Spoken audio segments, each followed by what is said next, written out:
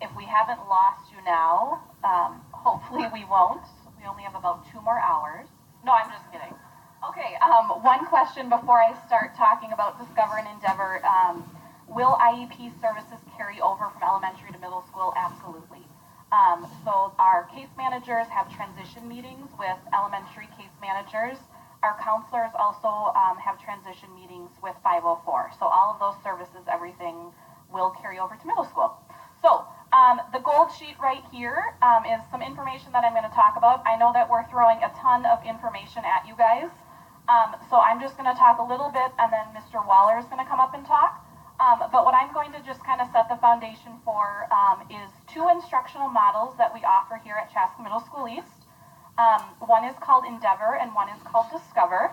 I know Mr. T said that math is their favorite, but I really think that history, science, language arts, and communication arts is most kids' favorite. Sorry, Pete. And what you have with Endeavor and Discover is basically, in both models, students meet the same academic standards regardless if they're in Endeavor or Discover. Math is completely separate. I know another question that people asked is, can they take band, can they take choir, can they take personal wellness if they're in Discover? Yes. So Discover and Endeavor are really the 3 core classes: history, science, language arts, and communication arts. Okay. I promise that as Mr. Waller comes up and talks more, you're going to understand a little bit more about Discover and Endeavor. On the front of that sheet, you will see kind of a chart that has all the similarities at the top. Most things between the 2 models are more similar than they are different. The main difference that I talk to parents and talk to students about is the scheduling piece. Okay? What I mean by that, and I know this is hard to see, there's an example in the back of your gold sheet too. Over on the left is a student schedule of a student that is in the Endeavor model. Okay? So they start their first hour in a language arts classroom on a Monday, Tuesday, Friday, 48 minutes in language arts with Mrs. Johnson. The bell rings, they get up and they move to second hour. They go to science with Mrs. Woodrow. They go to third hour, or they go to advisory, mixed again between Endeavor and Discover. They go all the way through their day, rotating on the bell schedule. Okay? On the opposite side, on the right side, you have a Discover student schedule. So what you'll see there is the 4 boxes, and it's not always hours 1 through 4. This is just an example, but hours 1, 2, 3, and 4. Okay? That's a flexible block of time where those students, so let's say there's 90 students in Discover, they are meeting academic standards in language arts, science, and social studies. They do not follow the bell schedule, okay? So that 4 hours is actually broken into smaller sessions where students are rotating about every half an hour. Mr. Waller, again, will actually explain that. The Discover students are the ones that are actually scheduling their sessions. So if your child is somebody who likes to know exactly where they're going to be first hour every single day and that they're going to be with the same 30 kids, they probably are more of an Endeavor student in 6th grade. If your child is good at kind of scheduling and planning their time and that kind of thing, Discover might be the right fit for them. Another thing to let people know about that I know everybody asks is, once we decide where our child's going to be in 6th grade, do they have to stay there in 7th grade? Do they have to stay there in 8th grade? Absolutely not. We see that a lot of parents are more concerned about the successful transition to middle school, and so they may say, you know what, we want to start in Endeavor where we know they're going to be comfortable, we want the teachers to get to know them, and then it might be something that you decide midway through 6th grade, or it maybe even is something that you switch into in 7th and 8th grade, okay? We also have students that decide to move the opposite way. So we have students that start and Discover, and through parents and teachers, maybe it just isn't the right fit, and so we will help them move into that Endeavor. Just like what Pete talked about with math, we really want to make sure that students are in the right spot. I think the idea of Endeavor and Discover is really exciting to have those choices, but I also think that's a hard choice for parents and students, especially because as parents, you don't necessarily see how your students are at school. So we're going to talk about some different ways to help you. But like I said, the exciting opportunity is that it's student-centered in both, same academic standards, and it's definitely something that kids can move into if they want, or they can move into an Endeavor.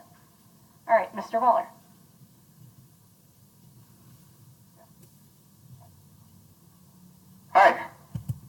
I'm Andrew. Nice to meet you. One question we got is, someone was asking about technology and design thinking. So I'm just going to talk about that for a minute, and then I'll get to Discover and Endeavor. Technology and design thinking is really where kids learn about what the learning process is. So they'll, for example, select a topic, and then they'll ask questions about it, and then they'll do a little research, and then they'll hypothesize about a solution to it, and then they'll try that out, and then they'll get feedback. And they do this numerous times just to understand what the learning process is all about. So a typical project, and they change every year. But I know, for example, one year they had kids pick out a piece of open real estate in Chaska and decide how would they develop that, and then they went through the learning process just to understand not so much about how developing real estate works, so much as how the learning process works, and that applies to all other classes. So that's what technology and design thinking is. So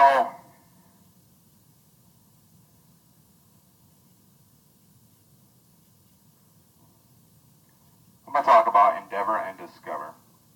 I know what you're all thinking. I don't care what my kid has. I just want Mr. Waller as a teacher because he seems awesome. It's okay. I teach both, so it doesn't matter. I'll talk a little bit about the philosophy, and then I'll get into the weeds a little bit. A number of years ago, we realized this need and desire to personalize learning a little bit better for a greater population of our students. So, for example, I'm going to way oversimplify this, but try to stay with me here. I might have 30 kids in front of me, right, on a Monday. I teach a concept, and maybe I have 10 kids that are right there with me where I want them to be, but then I have 10 kids who it just clicks right away and they're ready to move on, right? Or I have another group of 10 kids who it doesn't quite make sense right away. They need a little bit more support. So then on Tuesday I come in, and as a teacher I have a dilemma because I have these three groups of kids. Well, not everyone got it, so I need to make sure these 10 kids are keeping up with the rest of us, so I need to reteach the concept for about 20 minutes. But then I got these other 10 kids that I'm just kind of wasting their time, and then these other 10 kids who are just clicked for and they're just bored out of their minds. Or do I want to make sure I'm pushing the kids who are ready to go? So do I focus on them for the first 5 or 10 minutes of class, but then these kids, they're not really feeling it, and then these other kids, they're just getting overwhelmed and frustrated, and that creates other problems? Or do I just, as a teacher, just stick to what my plan was, but then I have kids over here that are just kind of chomping at the bit and will eventually get there, but they're not really being challenged the way they should? Or I have these other 10 kids who are, I'm just kind of hoping that they'll eventually catch up to the rest of us. So it's a problem we've had in education for decades, probably centuries. I'm not that old, so I wouldn't know. I guess so. For many years, we've been differentiating, and we have like a million different strategies for combating this. But a few years ago, we tried to take the whole school system and just kind of flip it on its head and try some things out. That's how Discover happened, right? So in Discover, we shortened all of our class periods. So instead of a 45 to 50-minute class period, we shortened it to like 25 or 30 minutes. And then we teach our concept, but then kids from then on have a choice on what they're going to sign up for. They set their own schedule every single day based on what they need for that day. It worked really, really well with a big group of students.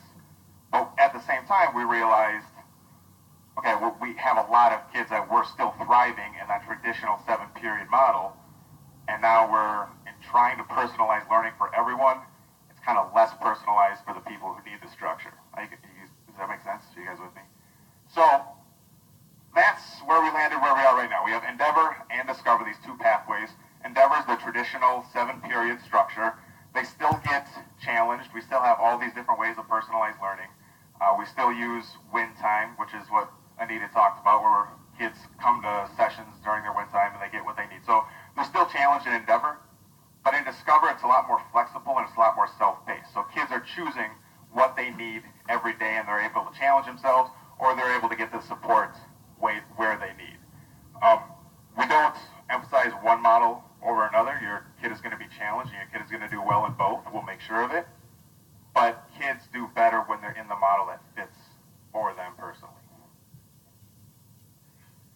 If you have a question, by the way, you can raise your hand. You don't have to do them at these. Yep.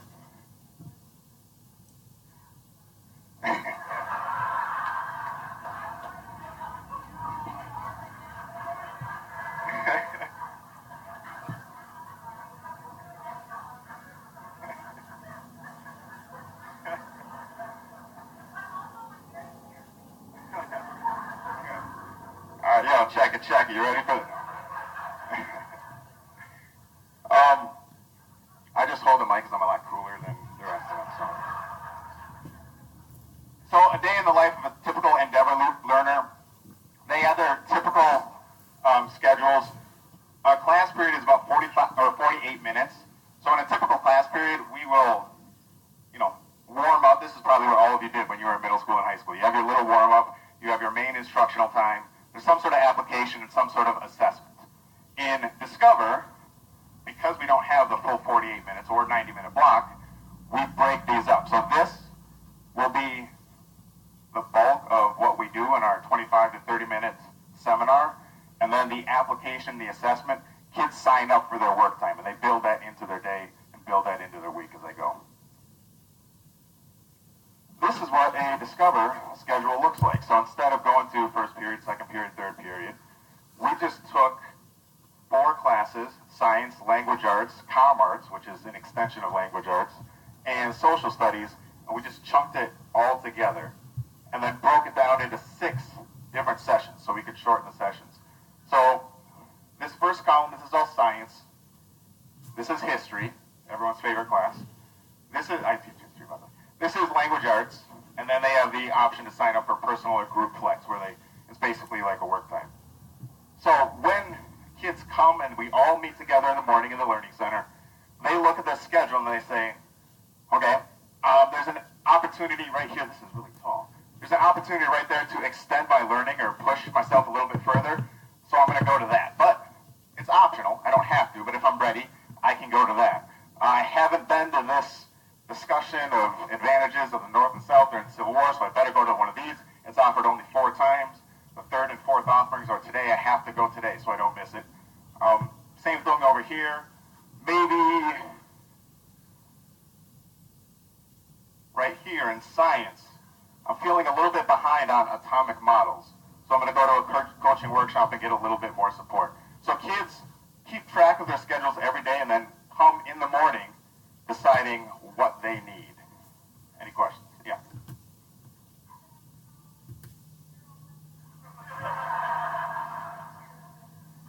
Yes.